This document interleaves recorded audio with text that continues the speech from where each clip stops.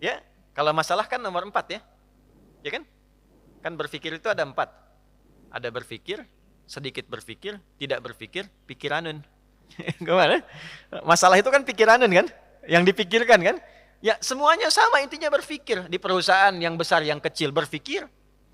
Ya, yang sedang ujian berpikir. Kadang-kadang sama-sama pusing, pusingnya sama, tapi bentuk ujiannya beda-beda. Yang paling menarik itu, ujiannya beda sesuai kadar kita. Gak mungkin level direktur diuji dengan level pegawai bawah misalnya. Itu mustahil. Tapi sama-sama pusing juga.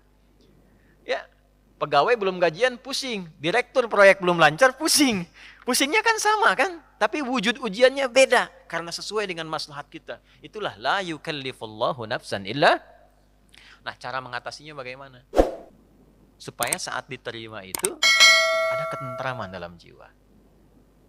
Dan ketentraman itu melahirkan kesadaran. Oh, ini kan yang saya minta. Nggak mungkin ujian ini tiba-tiba muncul di hadapan saya kalau saya nggak pernah berdoa. Coba siapa yang pengen kaya, pernah berdoa minta sukses. Terus Allah kasih jalannya, nih lewatin dulu ini. Yang paling aneh kan begini, minta begitu dikabul marah. Kenapa harus saya ya Allah? Kan mana ya tadi doa gitu. Kan kamu yang minta tadi, kenapa ketika dikasih bilang, kenapa harus saya ya Allah? Ini kan aneh sebetulnya. Ya? Jelas ya? Nah, supaya menghadirkan suasana itu, solusinya apa? Itulah hadiah Isra Mi'raj. Makanya perjalanan Nabi sebelum Isra Mi'raj itu melalui persoalan-persoalan dulu. Supaya sadar hidup itu nggak ada yang lurus terus. Tidak ada yang nyaman terus. Ya, Nabi itu sebelum Isra Mi'raj itu apa peristiwanya? Diganggu di Mekah. Lalu berharap di Taif itu ada pelindung.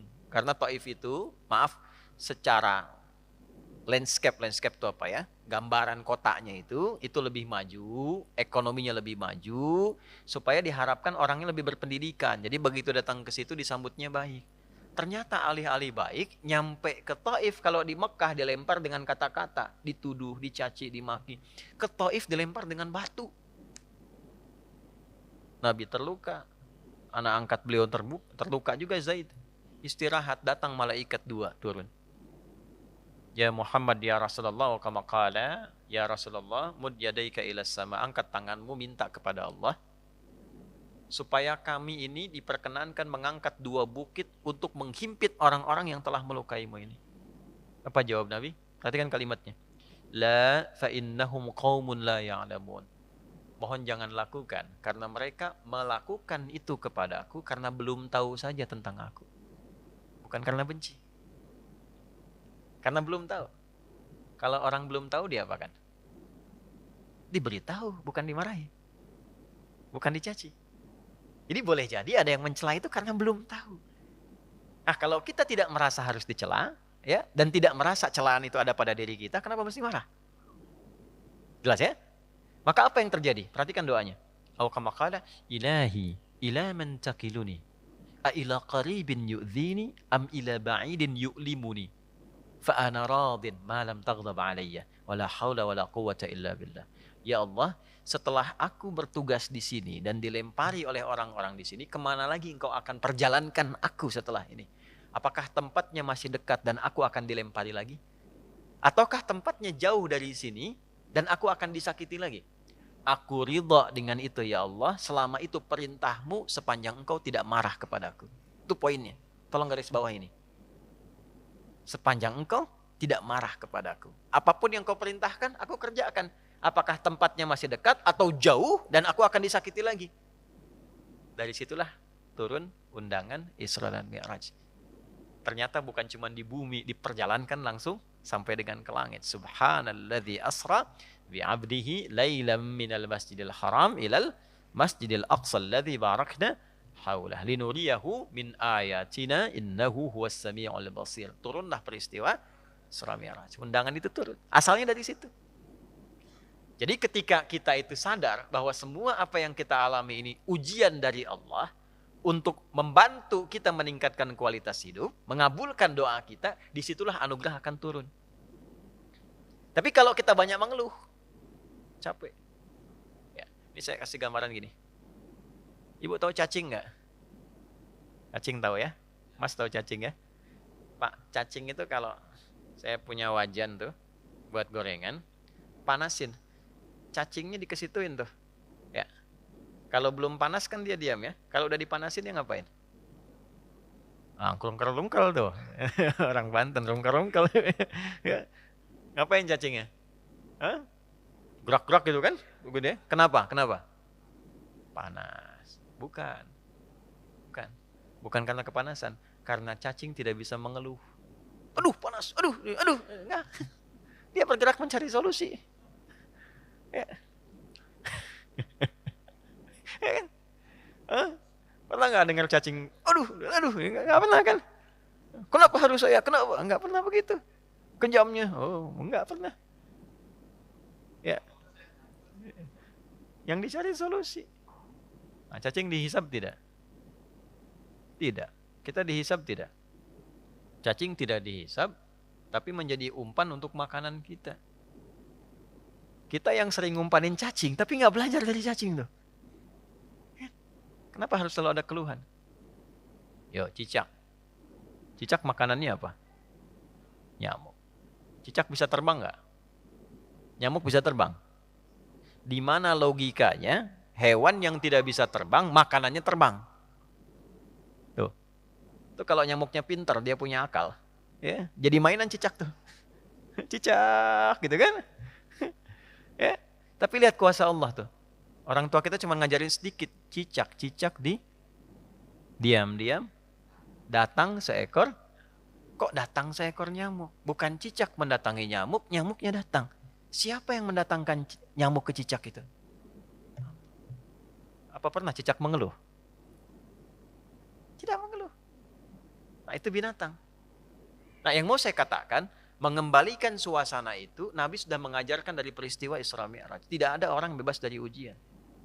Tapi kalau kita menyadari semua datang dari Allah untuk membuat kita lebih berkualitas, satu, dan mengabulkan sesungguhnya apa yang kita mohonkan dalam doa, maka turunlah kemudian kenyamanan. Kalau Nabi karena Nabi Rasul, mu'jizatnya Isra Mi'raj, naik buruk, kita nggak mungkin naik buruk.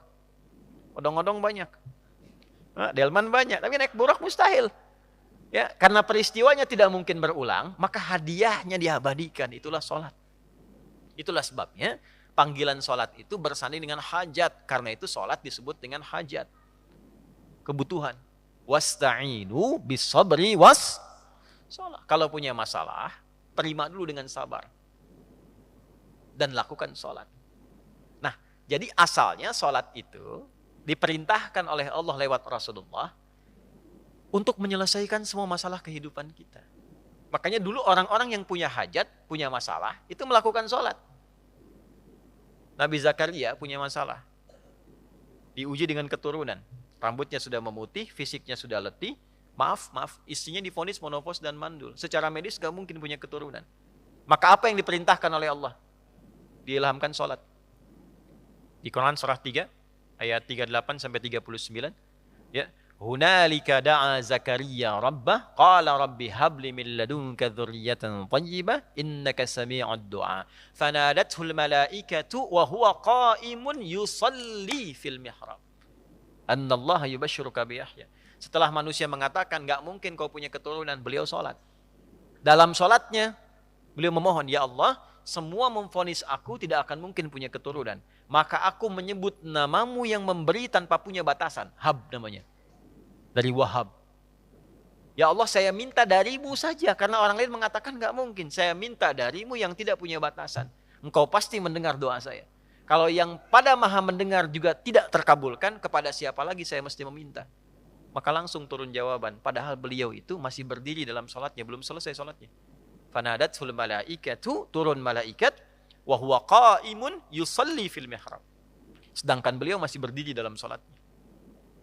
Turunlah berita, disampaikan akan punya anak, namanya langsung dari Allah, Yahya. Nabi Musa sholat. Musa itu sholat. Quran surah 20, Thaha ayat 14. Innani anallahu la ilaha illa ana fa'budni wa aqimis salata li dzikri. Nabi Isa sholat. Quran surah 19, ayat 31 sampai 33. Wa awsani bis shalah. Allah memerintahkan padaku untuk sholat. Nabi Ismail sholat. Quran surah 19 ayat 55. Wa kana ya'muru ahlahu bis shalah. Bahkan Nabi Ismail itu meminta semua keluarganya jangan tinggal salat, jangan tinggal salat. Itulah sebabnya kenapa salat itu menjadi yang paling pokok dalam hidup dan tidak ada alternatifnya sampai meninggal. Kenapa? Karena Allah menginginkan semua masalah kita selesai. Tuntas. Saat salat kita minta, rukuk, sujud, selesai masalahnya. Zakat itu wajib kalau ada kewajibannya berlaku. Sampai nisabnya, keluar zakatnya. Tapi kalau belum sampai batasnya, nggak ada kewajiban zakat. Puasa itu wajibnya kapan? Ramadan. Kalau tidak Ramadan, tidak wajib, kecuali nazar. Ya. Dan saat Ramadan pun kalau nggak mampu, masih bisa diganti. Kalau tidak qadha, fidyah. Haji wajib nggak? Kapan? Bagi yang mampu. Tapi sholat, semua berlaku, berdiri. Nggak bisa berdiri, nggak mampu, duduk. Waqu'uda. Nggak bisa duduk, berbaring. Nggak mampu berbaring, isyarat. Nggak mampu isyarat, berkedip. Dengan kedipan selama masih sadar. Nggak mampu berkedip, disolatkan. Kan sudah selesai. Ya. Ya, sampai titik akhir tuh. Ya, sampai titik. Kenapa? Karena Allah tidak menginginkan semua hambanya siapapun punya masalah yang tidak selesai. Duduk punya masalah, selesai. Berbaring punya masalah, selesai. Itu masalahnya. Dan tidak ada orang hidup yang tidak punya masalah. Ini subuh kan baru berapa menit tadi kita lewat? 30 menit.